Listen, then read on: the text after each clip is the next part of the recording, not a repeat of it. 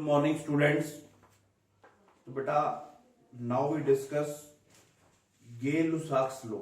Last time हमने पढ़ा था बॉयज लॉ और चार्ल्स लॉ और मैंने बता दिया था आपको गे-लुसाक्स लॉ, बट उसको मैं क्या कर रहा हूँ, रिपीट कर रहा हूँ। तो देखिए स्टार्ट करते हैं किससे, गे-लुसाक्स लॉ से। तो गे-लुसाक्स लॉ कब अप्लाई होता है बेटा? गे-लुसाक्स लॉ अप्लाई होता है एट कांस्टेंट वॉल्यूम पे। कब अप्लाई होता है? एट कांस्टेंट वॉल्यूम पे। तो स्टेटमेंट क्या है इसकी? एट कांस्टेंट वॉल्यूम क्या है? At constant volume for a fixed amount of a gas. क्या है हमारे पास? At constant volume for a fixed amount of a gas, pressure is directly temperature to pressure is directly proportional to temperature. अगर volume constant है तो क्या होता है? Pressure is directly proportional to क्या होता है? टेम्परेचर होता है। अगर प्रोपोर्शनल को हटाते हैं तो क्या होता है? कांस्टेंट आता है। तो क्या आएगा? P is equal to K T. तो यहां से देखिए y is equal to M X plus C से क्या करे? कंपेयर करे। y is equal to M X plus C से क्या करे? कंपेयर करे। तो यहाँ पर देखिए c की जगह क्या आ रहा है? देखो ये y एक्सिस, ये x एक्सिस। तो y की जगह तो मैंने p ले लिया और x की जगह मैंने t ले लिया। तो देखो क्या है हमारे पास? c इंटरसेप्ट क्या है? 0 है। m की वैल्यू क्या है? पॉजिटिव है। तो वो इस तरह की लाइन आएगी। यहाँ पर इंटरसेप्ट क्या है? 0 है। Pressure is directly proportional to क्या होता है? Temperature when volume is constant for a fixed amount of a gas। दूसरा जब हम न्यूमेरिकल करते हैं तो देखो न्यूमेरिकल में क्या होगा बेटा? P by T की वैल्यू क्या है? कांस्टेंट है। तो न्यूमेरिकल अगर हमारे पास प्रेशर P1 है, टेम्परेचर क्या है? T1, उसकी वैल्यू क्या आ रही है? कांस्टेंट। अगर आप प्रेशर चेंज करते हो, P2 हो जाता है, तो टेम्परेचर उसके अकॉर्डिंग क्या हो जाएगा? चेंज। क्या हो जाएगा? T2। ये वैल्यू भी क्या आ रही है? कांस्टेंट। अगर ये दोनों कांस्टेंट सेम हैं तो ये वैल्यू भी क्या आनी चाहिए? सेम आनी चाहिए। तो यहाँ से क्या होगा? P1 by T1 that is equal to क्या आएगा? P2 बाई T2 आएगा। ये है हमारे पास बेटा कौन सा लो? गे-लुसाक्स लो। ये था हमारे पास थर्ड लो। और फोर्थ लो है हमारे पास एवोगैड्रो लो। उसको हम क्या कर रहे हैं? अब स्टडी करेंगे। तो फोर्थ लो है बेटा हमारे पास एवोगैड्रो। क्या है? एवोगैड्रो लो। एवोगैड्रो लो क्या कहता है? क्या कहता है Avogadro law? For a given condition of temperature and pressure. क्या कहता है? क्या कहता है हमारे पास Avogadro law? at a given condition of temperature and pressure, volume of a gas is directly proportional to the number of moles of gases। क्या है? अगर हमारे पास एक गिवन कंडीशन है टेम्परेचर एंड प्रेशर की, तो जो वॉल्यूम है that is directly proportional to क्या आएगा, नंबर ऑफ मोल्स आएगा। V is directly proportional to क्या है, number of moles for a given condition of temperature and pressure. For example मेरे पास 3 वेसल हैं,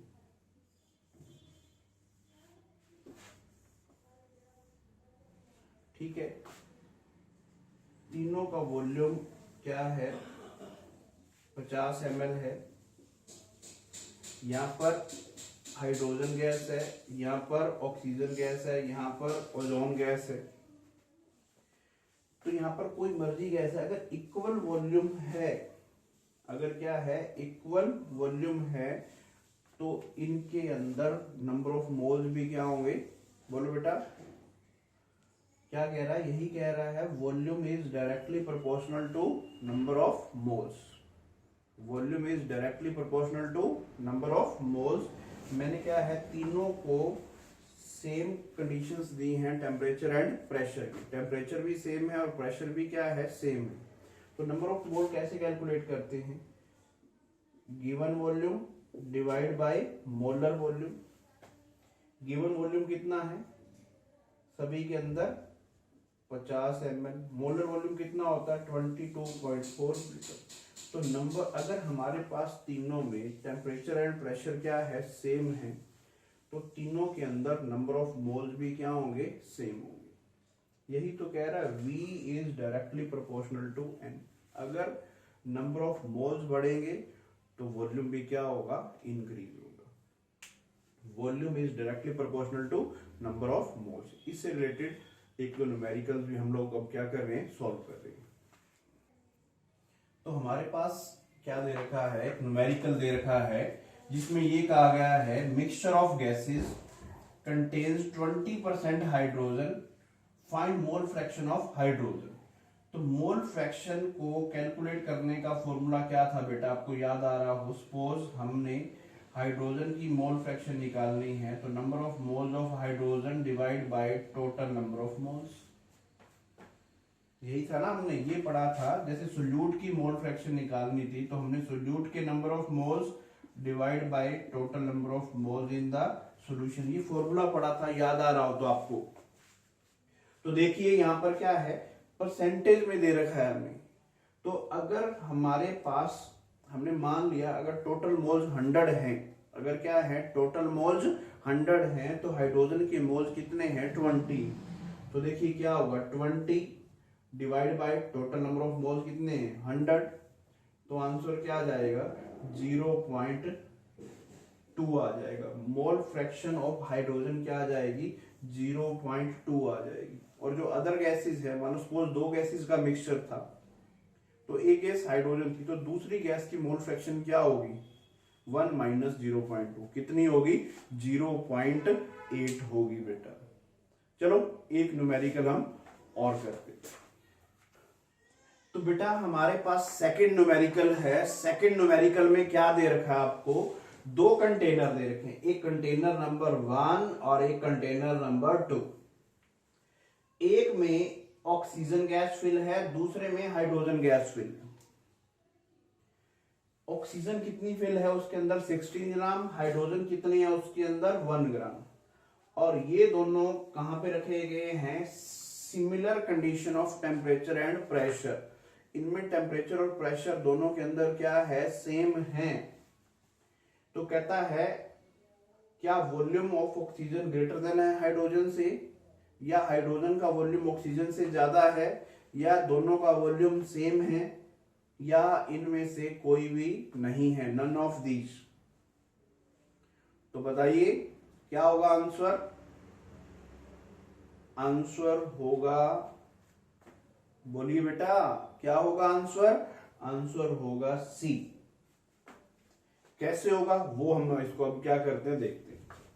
तो देखिए अगर हम क्या देखते हैं, नंबर ऑफ मोल्स देखते हैं, number of moles of oxygen क्या रहे हमारे पास, क्या फॉर्मूला होता है, given mass divide by molar mass. Given mass था 16 ऑक्सीजन गैस है O2, उसका मोलर मास कितना होता है 32, तो 1/2 मोल आ रही। अगर हम मोल्स निकाले हाइड्रोजन के तो गिवन मास उसका 1 है, मोलर मास 2 है, तो उसके भी क्या आ रहे हैं 1/2 मोल्स आ रहे हैं। और हमने पढ़ा था V is directly proportional to N, number of mole ज्यादा है तो वॉल्यूम भी क्या होगा ज्यादा होगा। अगर दोनों के अंदर नंबर ऑफ मोल सेम है तो वॉल्यूम भी क्या होगा सेम होगा। तो थर्ड आंसर हमारा क्या है सही आंसर है। तो फिफ्थ लॉ है हमारे पास कंबाइंड गैस लॉ, या क्या नाम दे दिया जाता है इसको आइडियल गैस इक्वेशन, जो हम लोग पढ़ते आ रहे हैं PV is equal to nRT। और एक हम और भी चीज पढ़ेंगे P1 V1 by T1 that is equal to P2 V2 by T2। तो ये दो इक्वेशंस कैसे आई, इनको अब हम थोड़ा सा ध्यान से क्या करते हैं स्टडी करते हैं। तो देखिए सपोज मेरे पास एक कंटेनर है जिसमें एक गैस फिल है, उसका गिवन अमाउंट ऑफ गैस क्या है फिल है, तो उसके अंदर जो प्रेशर था गैस का वो P1 था, वॉल्यूम V1 था और टेम्परेचर क्या था T1 था। ठीक है जी। अब क्या हुआ वहां पर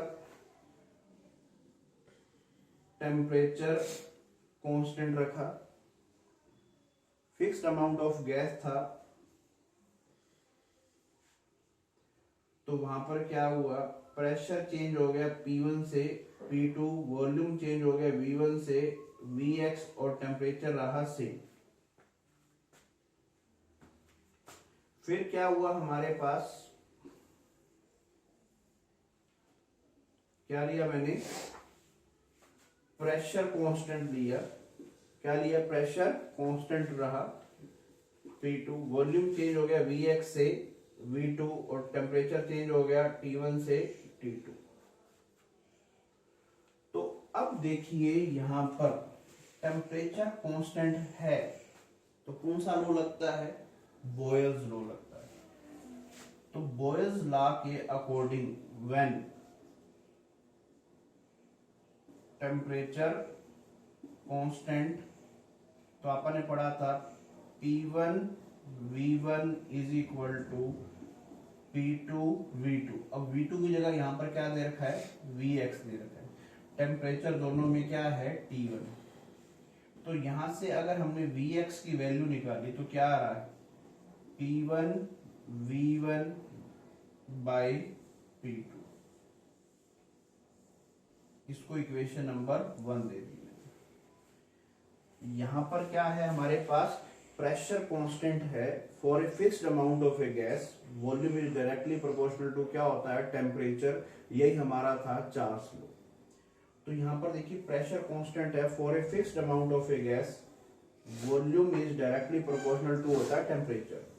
तो देखो क्या आ रहा है Vx by T1 that is equal to V2 by T2। वहां पर हमने पढ़ा था V1 by T1 that is equal to V2 by T2। तो हमारे पास प्रेशर कांस्टेंट है दोनों में P2, तो Vx by T1 that is equal to क्या आएगा V2 बाई T2। क्या लगाया हमने यहाँ पर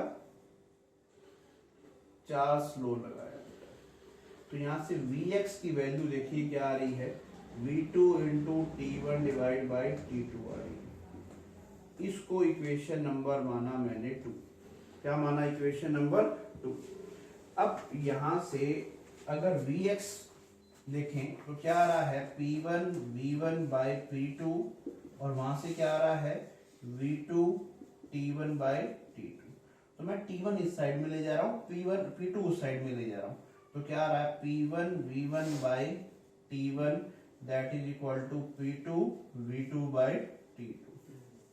यही इक्वेशन थी P1 V1 by T1 that is equal to P2 V2 by T2। क्या किया है Boyle's law and Charles law लगाए हमने। यहाँ पर दोबारा से देख लीजिए, यहाँ पर टेम्परेचर कांस्टेंट था, बॉयल्स लॉ लगाया P1 V1 is equal to P2 V2।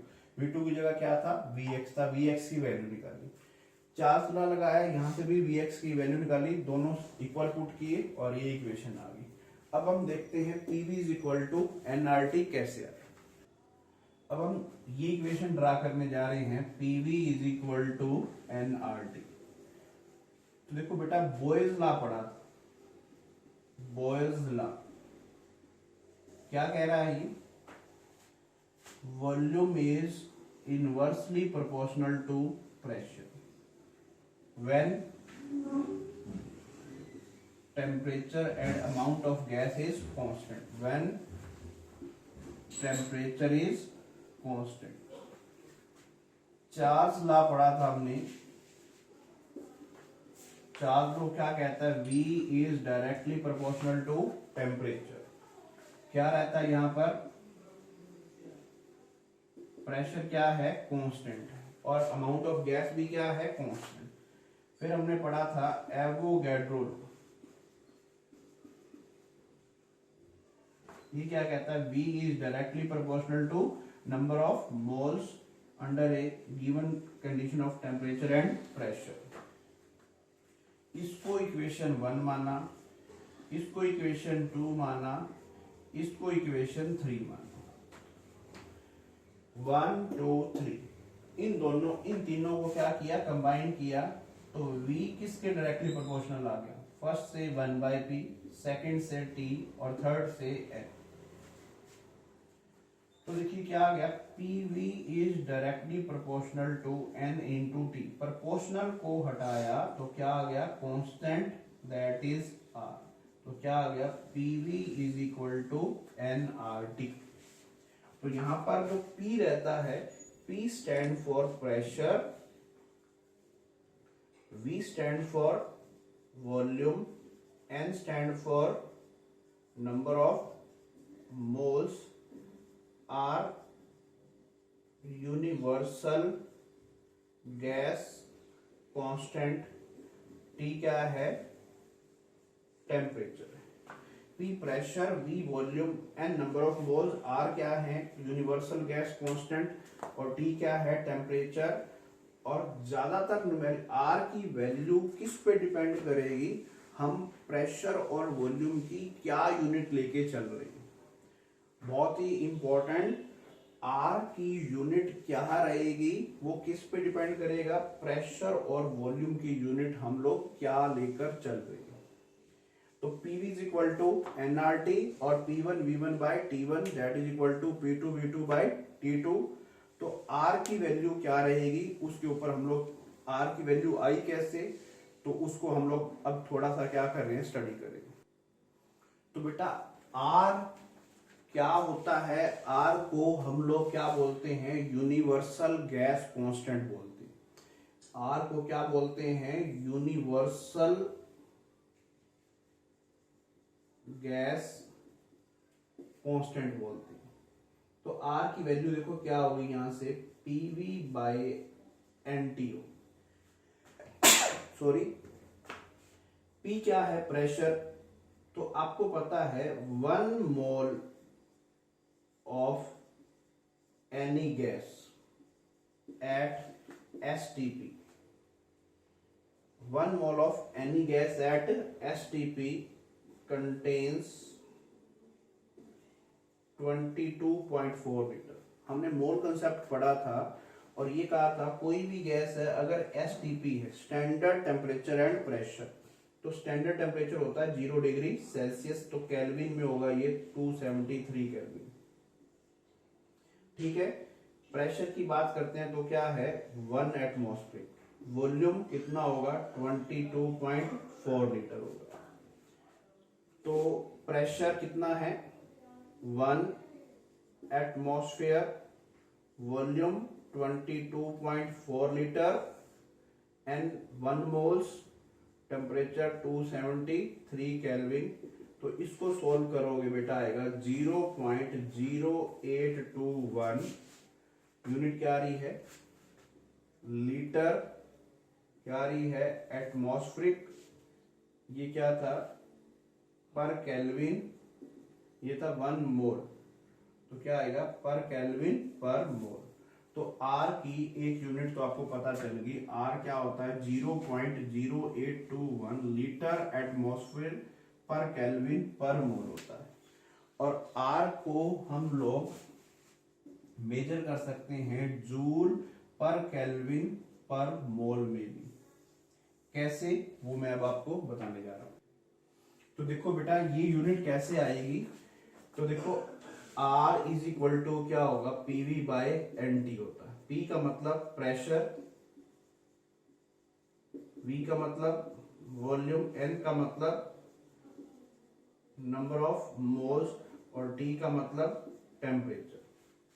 और प्रेशर को हम लिख सकते हैं फोर्स पर यूनिट एरिया, और वॉल्यूम को लिख सकते हैं area into length, number of moles को मोल, टेम्परेचर को केल्विन में। तो एरिया से area cancel, force into length या फोर्स इनटू डिस्प्लेसमेंट क्या होता है वर्क मोल पर केल्विन। वर्क की यूनिट क्या होती है जूल, नीचे क्या है मोल केल्विन, तो जूल पर मोल पर केल्विन। यही तो होती है हमारे पास। देखो आर की यूनिट जूल पर केल्विन पर मोल में भी ले सकते हैं, आर की यूनिट हम लीटर एटमॉस्फेयर पर केल्विन पर मोल में भी ले सकते हैं। तो आर की डिफरेंट डिफरेंट वैल्यू हो सकती है। इसको हम नेक्स्ट लेक्चर के अंदर क्या करेंगे, कंटिन्यू करते हैं आगे यहीं से।